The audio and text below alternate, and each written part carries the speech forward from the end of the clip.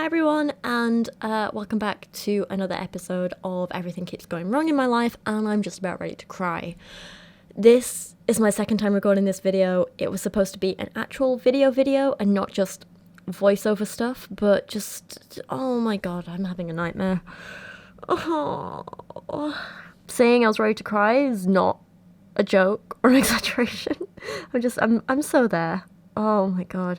If you guys watched my live stream last night, you might know that I was having some issues with my computer and the video files and everything going wrong. Yeah, my video files got corrupted. I tried to save them.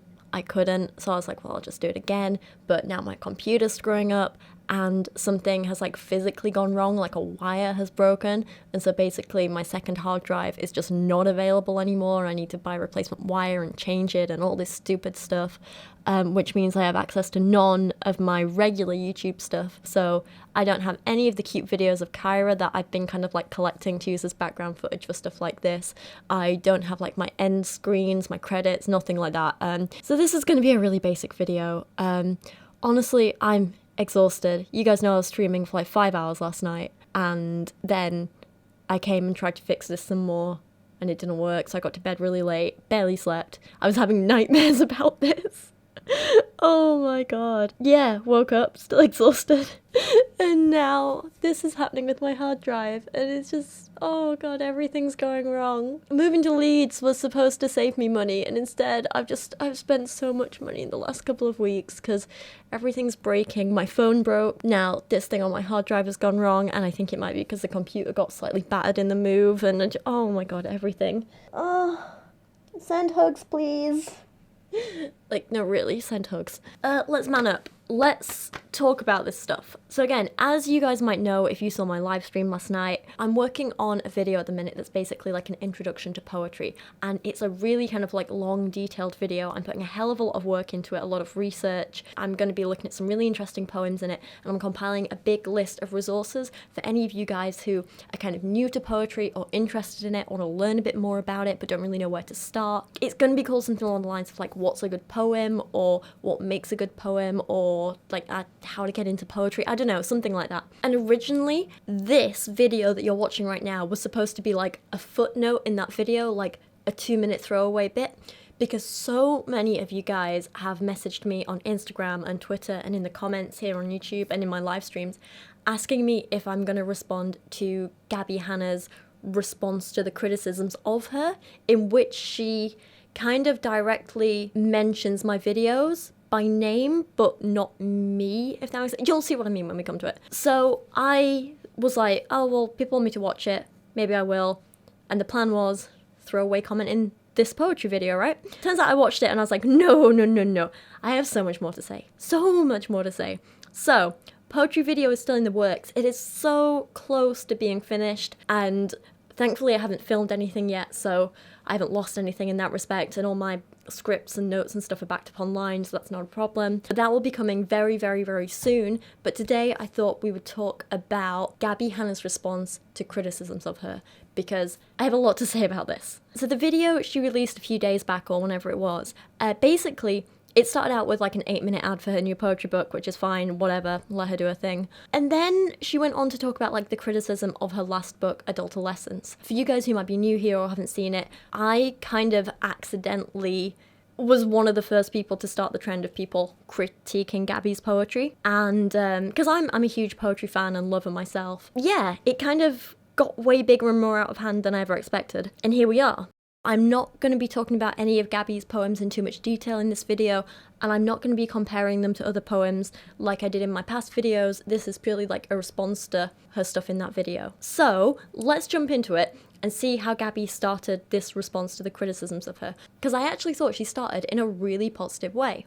I want to start by saying this. I'm a public figure and I put out my art publicly. By doing that, I am fully open to reviews and thus criticism. This is not new. This is great. This is fantastic. This is such a positive response. This is how you should be, saying, I'm fully open to reviews and criticism. Brilliant.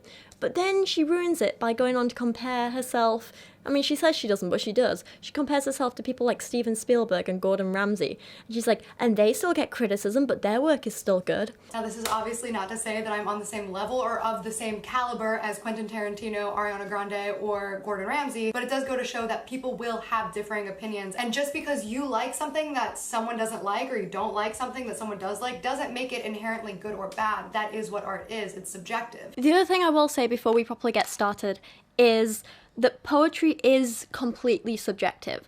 While we can analyze it and say this is a good poem, this is a bad poem, they're kind of only from kind of technical perspectives. What you like and don't like is completely up to you, and there's no right and wrong there at all. I truly don't get upset when people make fun of my music or my poetry because it's a matter of preference. And at the end of the day, I'm still working on my craft and growing, and there's a lot of people out there who do like it. I'm not creating for people who don't like my stuff, I'm creating for people who do. So if I don't like something, does that make it bad? No. It's a matter of preference, and that's art, baby!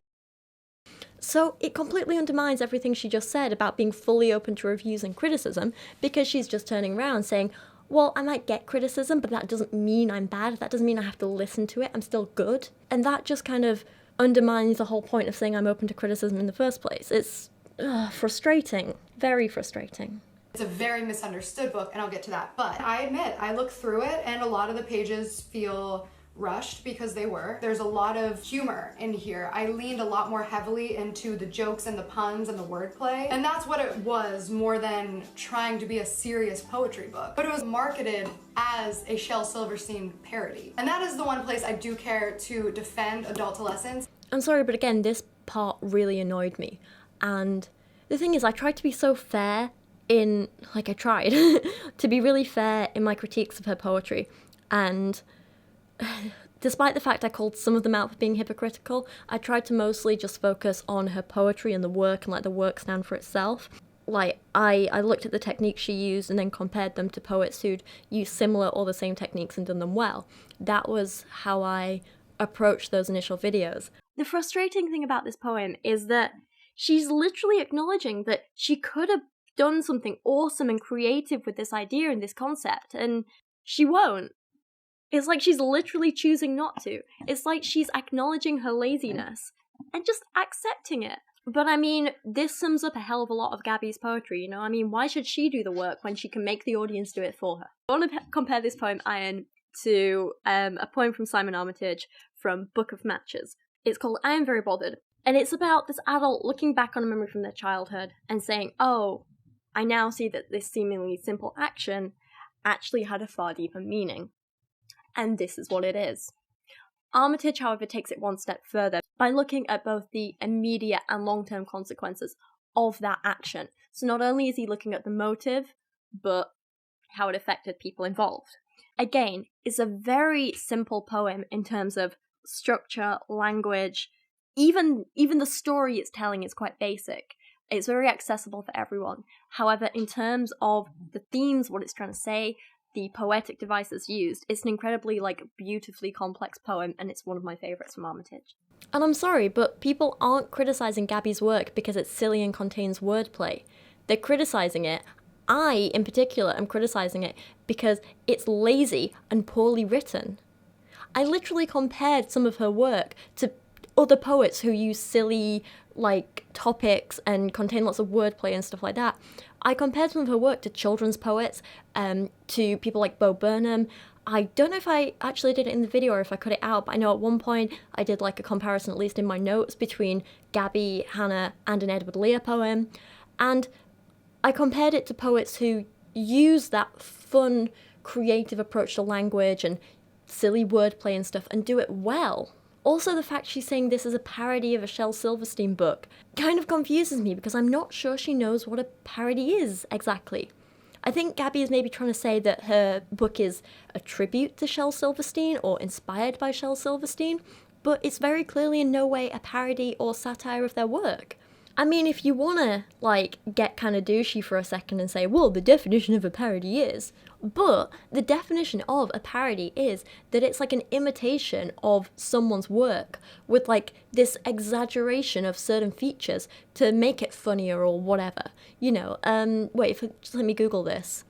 Yeah, an imitation of the style of a particular writer, artist, or genre with deliberate exaggeration for comic effect. That's exactly what me and Kyra did when we released Dogolescence, which, for you guys who don't know, is a literal parody of Gabbie's work, in which I even mention on each page which poems I took inspiration from and which ones I was parodying. And we did that, and we exaggerated the silly bits and the poorly written bits and tried to make them funny. And for some of them, we just tried to improve the poems. And it was funny because we made them all about Kyra, or written from Kyra's perspective. And for those of you who don't know, Kyra's my dog. Hence why Dogolescence. That's a parody. Gabbie's book is in no way a parody, and nothing about it says it's parodying Shel Silverstein. Inspired by, maybe, but I know, sorry, I'm getting too... So this book was very adult themes written from the lens of a child, or written through the lens of children's poems. I'm talking about very adult feelings like suicide, depression, anxiety, mental health, eating disorders, assault, and abuse the way a child would, or in a way that is easier for a child to understand. And this is kind of the crux of my annoyance here, because yeah, I think what she's saying here is very clear and apparent in her writing. She's not stating anything new. But I also think it's still, on the whole, bad poetry. Poetry can be written for a child and still be good. The issue with Gabbie's poems, as I've highlighted in all of my videos, was that while she was clearly attempting to use these techniques and say certain things, and she was clearly trying to do this right in through the lens of a child thing, it was clear she was trying to do that, and it was clear that she started off with some interesting ideas and concepts, but none of them were developed. None of them seemed like she put the time or the effort or the work into any of them to actually make them good, to actually pull off what she was trying to do. And that is my biggest critique of Gabbie Hanna. Laziness. Poets like Edward Lear, Dr. Seuss, Lewis Carroll also wrote poems with lots of wordplay and silliness, but in every single piece of their work you can see the time and effort and intention that they put into every single one of their poems. And I don't see that in Gabbie's book, especially not when you have poems like this or this. Yeah, she can say, well, I was trying to write about deep things through the lens of a child. And I don't want to sound like a bitch, but it doesn't matter what you were trying to do, because if you didn't fulfill that, if you didn't manage it, it doesn't matter. You didn't do it well. And then she goes on to talk about how this book was one of her first ways to be able to talk about some of the tough stuff she's been through. And this is something that I do talk about in my intro to poetry video, and once you see it, you'll know that I think this is fantastic. Poetry is a great tool for helping you sort out thoughts in your head, making sense of feelings, making sense of things that have happened to you, making sense of the world around you. Whether you're writing your own poetry or reading other people's poetry, poetry can help you make sense of the world. Using poetry to help you heal is an amazing, powerful thing. And then, if you have written your own poetry to help you heal, being brave enough to share that with the world, with other people, is also an amazing thing that we should celebrate. If poetry is for you and to help you heal, then it doesn't really matter if it's good or not. It's fulfilling its purpose, its need, and that's enough. But the minute you start asking people to buy it, the minute you start charging people money for it, it needs to be good. The quality needs to be there. If you ask people to give you money for something, and it's not quality, it's not a valid defense to say, oh, but it helps me. It makes me feel better. It doesn't matter what you're providing, whether it's goods or a service, or in this case, a poetry book. This book was the first step for me to be able to, vocalize and verbalize some things in a way that I could veil it in humor and lightheartedness, but still be able to tell my secrets without oversharing or hurting other people. So this book gave me a lot of power to open up about shit that I've been swallowing for years, and I know that a lot of people who have read it got it because they've had similar experiences. So I think the minute you start trying to sell your stuff to other people, you know, it's pretty open to criticism. If I have paid money for your book, I feel I can critique it if it doesn't live up to what I expected. You need to be thinking about the people that you're providing it to. You need to be thinking about the consumer. What are they getting out of this? You need to provide them with value. If the consumer isn't getting any value, if they're not getting the quality that they're paying for, then I don't think it matters how much it helped you heal. I could say, oh, well, picking up Kyra's poop really helps me heal, and it makes me feel good about the world, so I'm going to start selling bags of her poop to you guys, and you can't complain that you're getting bags of poop, because it makes me feel better. If someone is just writing poetry to help them heal, and maybe they post it online for free, it might be harsh on me then to give them really, in-depth criticisms and stuff, and to kind of pull apart their poetry and say, this is bad, this is bad, this is good, this is bad. You know, if the intention is just to say, I'm sharing because I want to open up. But I'm going to keep saying this. The minute you start charging people for your work, the minute you start demanding to be taken seriously as a poet, as an artist, whatever, you lose that right to say, oh, be kind to me because it helps me. The minute you start charging for something, people have every right to say, this is what I like about it, this is what I don't. And if the quality doesn't live up to what you're asking for it, people have every right to criticize that and be angry about it. And that, I think, is why people were mad about Gabbie Hanna's poetry and why it kind of got so popular making the videos about it. This next part, again, really annoyed me, and I'll tell you why in a second. There might be a silly poem about sleeping and dreaming, but it's really about laying in bed and wishing that you were dead, if you read between the lines. Maybe I could give her the benefit of the doubt and take it to mean, oh, well, when you have depression, sometimes you sleep a lot and it can be all you do and all you can cope with or something. It just seems very basic, surface level. I like to sleep. And a lot of it just seems very redundant. For me, each line in a poem should move it forward, moving it along. Repetition of ideas for the sake of filling space means nothing to me.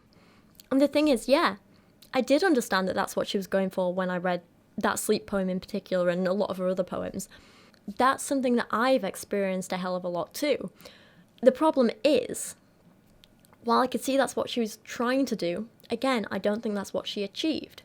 Reading her poem, I didn't feel any connection to it, despite the fact that I have experienced those same things. I didn't feel any connection with it, because honestly, I found it poorly written and lazy. I think I spoke about this poem in one of my videos. It was so long ago now. It was way back before Christmas. I can't remember how much detail I went into because I think it was in my first video where I was still kind of trying to feel my way and see what people wanted out of those kinds of videos. So I don't know how much detail I went into with my analysis of that poem. But I think, at least from what I can remember and from the notes I made and stuff like that, no, I understood what she was trying to go for with that poem. It was meant to be a juxtaposition of an upbeat tone, simple language and fun rhymes, with a darker theme of depression and hurt and pain. I understood that's what she was trying to do, but the poem itself, the end result that she published and asked people to pay for, that ended up feeling rushed and lazy. I disliked her choice of imagery and metaphors. I think most of the language was chosen for the sake of a cheap rhyme rather than having any true intentional meaning. I think her use of punctuation is juvenile, by which I mean not that it's written in a way for children, but in that it's written in a way where it seems the author didn't have a complex understanding of grammar. I think that to write a happy, childlike poem about a dark topic like depression and oversleeping would have been fantastic, and it's something I would love to read. I just don't think this poem did that well. The execution was incredibly poor. And as much as people say art is subjective and so on, I don't think intention matters all that much when you don't deliver on the results. Oh my god, right. This next part, fascinating. Oh my god, this tells us so much, right? And then there's a lot of little silly ones that have been taken and passed around, like every day is just a battle between am I too tired to eat or too hungry to sleep. So about 15 minutes into this video, Gabbie misquotes her own poem. The fact she can even do this, and it doesn't actually change the meaning of the poem, says so much. Just, oh my god, so much. It tells me a lot about how much time and effort and intention she actually puts into structuring her poems. So again, this is something that I talk about really in depth in my intro to poetry video. I was literally re-editing this bit of the script before I started recording this, so it's kind of fresh in my mind. But most poems, in terms of structure and form and so on, they're written in a very intentional way, often written in quite specific ways. You know, poets care about things like word order and syntax, line order, where the line breaks are, things like meter, rhythm, and so on. Recognizing these in a poem is essential to understanding the meaning and intention of the poem and what the author was going for. The problem is, the poet needs to be intentional about what they're doing. That's what makes a good poem. Intention. The fact that Gabbie could accidentally switch up these last 2 lines and it changed nothing says a hell of a lot about how her poem is underdeveloped, not really thought through, lazily written, and basic. And the other thing I talk about a hell of a lot in my intro to poetry video is about how poetry is meant to be read out loud, you know? Poetry as a art form, as a tradition, I guess you could say, goes back hundreds upon hundreds of years to kind of oral storytelling. And this is how stories and lessons and teachings and myths were passed down through stories told from one person to the next, from generation to generation. Poetry was a way of doing this and spreading these stories orally and in a way that was memorable and so on. That kind of maybe fell off for a little bit, and then again had this huge resurgence in the 80s in particular, where things like slam poetry became popular and lots of like spoken word stuff.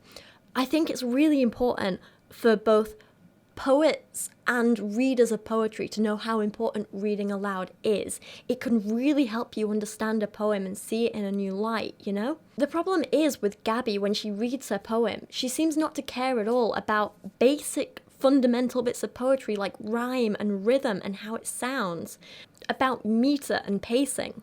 Poetry is often as much about how something is said as what it's saying. And I honestly don't believe Gabbie cares that much about how she's saying something. Every day is just a battle between, am I too tired to eat or too hungry to sleep? She only concentrates on what's being said or what she's trying to say, and that's not good poetry.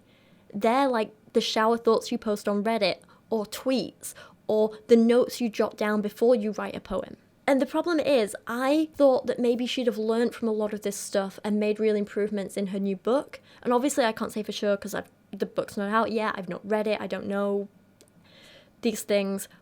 But I had really high hopes for her in this new book. And now I just feel kind of let down, because she even did this same thing when reading poems from her new book. So about 17 minutes into her video, she reads one of her poems like this. What is a monster if not just an animal we don't know? There's just no emphasis anywhere.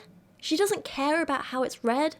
There's no intention to her structure or form, and that's so bizarre to me. When I was writing Kyra's book, Dog Lessons, so some of you guys might have seen the video in which me and Kyra wrote it together, and basically I wrote these poems, and in some places I left like blank spaces with different words that could potentially go in there, and then Kyra picked them off of like cards on the floor with snacks on. So it was kind of cute, like, you know, we wrote it together, we did this whole thing. It was really sweet. But in all the poems when I was writing them, form, structure, how it sounded was so important. Like, this is gonna sound really sad, but I literally sat for hours reading them out to Kyra after I'd written them to like make sure the rhythm was there and it was right, and I wanted it to sound like it was in what I imagine Kyra's voice to be, you know? I know she's a dog, shut up. The point is, even in that stupid little parody book that's like, I don't know what it is, 70 pages that me and Kyra spent a couple of weeks working on at most, it feels like there was more intention that went into that than into Gabbie's entire book. This, like, poem that she read here, she literally just read it through as though she was just talking to a friend, like it was all one line. What is a monster if not just an animal we don't know? There was no real, like, rhythm or pauses or emphasis or intention in how she was saying it, and especially none that comes across in how it's written. And that suggests to me that she doesn't understand why some poems are structured the way they are, and that she doesn't necessarily know why she structured this poem the way she did. It implies to me that she threw just a few line breaks in at random points to make it look like what she thinks a poem should look like. And then she goes on to describe how this poem is so much deeper than people think, and she gives the most basic, obvious interpretation that isn't complex. The meaning is obvious. And the fact that she's like, this is so much deeper and you guys might not get this, like, it's patronizing. Don't talk down to your audience like that. You guys are so much smarter than she's giving you credit for. Which seems like it could be kind of simple, not much to think into it, but you can deduce that it means, okay, so maybe we're just afraid of what we don't understand, and maybe we're creating monsters in our head, and then you see it with the word closet and you think, oh, okay, so a monster in a closet, got it. But if you think more closely on the word closet and how that might relate to the poem, because oftentimes my titles have the ability to change the meaning of the poem entirely. What is a monster if not just an animal we don't know? Goes from thinking about making monsters where they don't exist in the closet, or is a piece about homophobia. And people stay in the closet because people treat them like monsters, because people who don't understand what it is to be gay and look at it as an abomination, they look at them as monsters. That is the reason people stay in the closet. So this little poem about a monster in the closet is actually about homophobia. I really highly encourage you guys to dig in when you get this book, and don't take anything at face value. Dig. There's a lot of secrets. There's a lot to play with in here. And here's the thing. This is something that might make me sound like a bit of a bitch, but I fully believe that just because a poem or a piece of writing or an artwork, anything, is about something deep and meaningful and important, that doesn't mean you can sacrifice writing quality. It doesn't just become good because it's about something important. There are plenty of important pieces of work that are well written as well. There's a fantastic book called Women of Resistance, which is all about feminism. It's a fantastic poetry anthology with some fantastic messages in there, written from women from all different backgrounds, and just amazing, amazing. What separates those poems from Gabbie's poems is that they're actually good and well written. They're not lazy, they're intentional. Any piece of writing can be about something important, but that doesn't make it good, and I'm going to keep saying that. I could write an essay titled Why Racism is Wrong, and if I spend, if I make it like 100 words long and I just write, racism is bad because it makes people sad. If I did that and there was no punctuation in there was no, it was all bad spelling, it didn't reference anything like any actual like studies or anything like that, it didn't say anything new, just because it's about something important, which is racism is bad, that still doesn't make it a good piece of writing. And that still wouldn't mean it would be fair of me to ask people to pay for it. Again, she goes on to just be really patronizing with stuff like this. This book and Adultolescence is filled with riddles and puzzles that I want you to solve. I'm inviting you to solve them. Please don't pretend your book is cleverer than it is. The poems, not to be mean, but the poems, at least in Adultolescence, are about as basic and cliched as it gets. And I don't mean the literal interpretations, I do mean the symbolism she's attempting. Take a poem like Love Boat, right? Literally, it just reads, next time you pour everything you have into someone, make sure they don't have any leaks. I mean, like, the title alone, Love Boat, is an old cliche, but she thinks she's being clever because the title and the content of the poem, they're opposites, Love Boat implies this perfect romantic relationship of people meeting and sailing away together and blah, blah, blah, blah, blah. But then the poem twists that expectations because, the relationship isn't perfect, and the leaks are like a metaphor for a person's flaws, And the poem's basically saying how you screwed up by giving your all to someone who couldn't handle it, and now you're both sinking. It's such a deep riddle, such a deep puzzle. I don't know if you guys are going to be able to solve it. No, I'm sorry, but even this basic interpretation is basic and boring. It's an unoriginal cliche. There are so many fun images and symbols and stories she could have used or told with that basic idea, but instead she just went with the most basic, lazy, surface level writing that she could. But beyond all this, I guess my one thing that I would ask of you guys as readers is please just read it the way it's meant to be read, which is a light, enjoyable, digestible read. Again, not to repeat myself, but even easy to read stuff should be well written. If I'm going to spend my time on something, especially poetry, I want to feel like at least the author put time and effort and skill into it, and I didn't get that feeling with this book of Gabbie's. Sometimes the things that appear the most simple are the things that take the most skill. Take a poet like Edward Lear, and I know I've mentioned him a couple of times in this video already, but I'm reading a biography about him at the minute called Mr. Lear, A Life of Art and Nonsense, and it's fantastic. I really, really recommend it. A big chunky book, but well worth the read. His poems are simple and fun. They're light, they're enjoyable, they're very digestible. He does a lot of kind of like silly nonsense poems as well, making up words and telling silly stories. The thing is, his poems are the ones that you don't need to work hard to get enjoyment out of, but you can still tell with every single thing that he writes that it's been thoughtfully and skillfully written, unlike most of Gabbie's poems. Simple poetry does not negate hard work. Simple poetry can be complex. Simple poetry does not mean you can get away with rushing and being lazy. People aren't scrambling very often to read the Iliad or the Odyssey. They're great works, but it's not what people want to sit down and read. Again, this bit annoyed the hell out of me because actually, yeah, they are.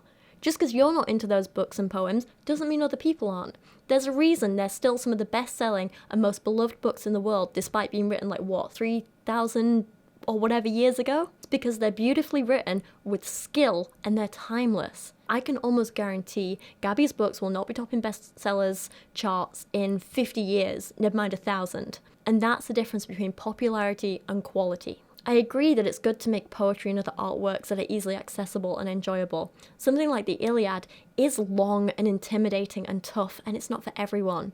But I'm not saying poetry has to be the Iliad. Despite what Gabbie thinks, it has its place, but so do the simpler, more digestible works. They can also be good and they have their place, but only as long as the work is quality. I find Caroline Duffy's poems are very easy to understand. They're very accessible. They're a good kind of gateway into poetry for people because she uses these beautiful, vivid images and tells really relatable stories. There's not really a boundary to entry with complex language or anything, but they're still so beautifully written. You can see the time and the work that went into them, and you can see literally the years and years of skill that she's built up to create these beautiful works of art. Gabbie's book may be a little popular right now, but it's not quality. Caroline Duffy has popularity and quality. And that's the difference between popular for now and timeless work. And then we get to the bit where I think she mentions my video by name. Yes, I've obviously seen the talk around my book. Yes, I do agree that there's a lot that could have been done better. Just like my old music isn't as good as my new music. So blown away by myself and my growth, and I'm so excited to share that with you. I am constantly asking my colleagues and my peers, how can I be better? And I take that advice very, very to heart. I didn't watch a video about my book, and it's not because I can't take constructive criticism. I beg for it. I've scrapped a ton of poems from both books.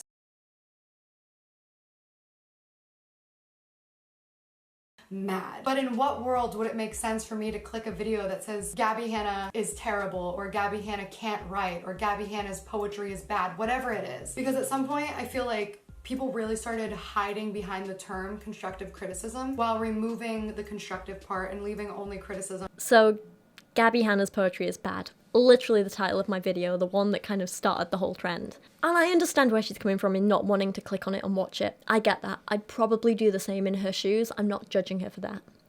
But also, I still stand by the title of that video because, one, I think it's true.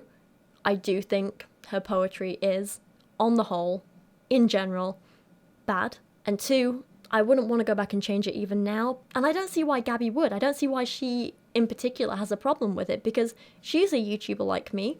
She knows we have to use these emotive titles that get clicks because ultimately we want people to watch our videos. Why wouldn't we want to make them appealing? Gabbie's done it herself. I mean, look at some of these video titles. She knows how to clickbait, with the best of them. She wouldn't have got this far if she didn't. That said, I still don't think my title was clickbait because, I delivered.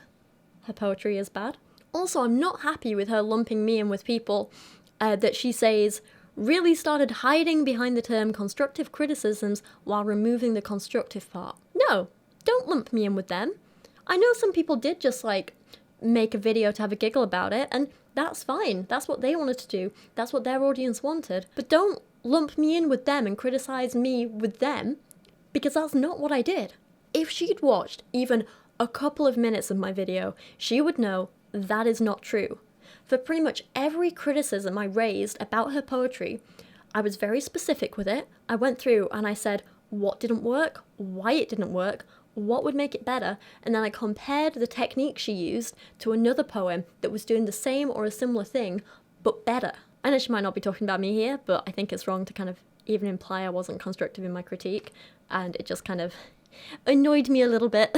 But constructive criticism doesn't belittle people, it doesn't name call people, it doesn't say that your work is bad or terrible, or tell somebody that they can't or shouldn't be doing something. And there might have been really sound advice in those videos, but I don't know that. This part is, I don't know what I think of it, because I do agree with the first part, you know, constructive criticism doesn't belittle people, doesn't name call people, blah, blah, blah, and get behind that, that's true. Again though, I don't think I did that in my videos. I know in the third one, I was a little more snarky because some of her poems were like really hypocritical and I called that out. But that bit aside, I think I was genuinely constructive. But for her to say, literally, constructive criticism doesn't say that your work is bad or terrible. Yes, it can.